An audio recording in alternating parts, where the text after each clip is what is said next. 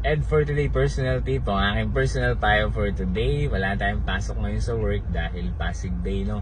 So, nag-jogging tayo and then napansin ko lang, no, na meron tayong nakakasalubong na may dalang helmet pero hindi naman sa ulo nakalagay, sa siko or dito sa may sakong tawag dito, no? So, anyway, ang aking personal payo for today, kung magdadala ka lang din naman ng helmet at alam mong nagmumotor ka at alam mong nasa main road ka, marami kang nakakasalubong, hanggat maaari suotin mo yung helmet mo dahil una sa lahat ginawa yan para sa protection ng ulo mo, hindi ng siko mo, no? Kumbaga, hindi mo kasi alam baka magkaroon ng minor accident, masagi ka konti, pwede malaglag ka sa motor mo, mabagok yung ulo mo. At least kung naka-helmet ka, medyo hindi ganun kalaki ang damage niyan. Kumbaga, hindi siya maapektuhan. Kasi kung wala kang helmet at mabagok yung ulo mo, sigurado ako possible magkaroon ka ng head injury, no? Or magkaroon ka ng, sabihin natin, maapektuhan yung utak mo hanggang sa ma-paralyze ka or kung ano pa mang complication, no? Kaya hanggat maaari, kung may dala kang helmet, huwag mo ilagay sa siko, no? Ilagay mo sa ulo. Okay, yan yung personal payo ko ngayong araw para sa mga nagmumotor.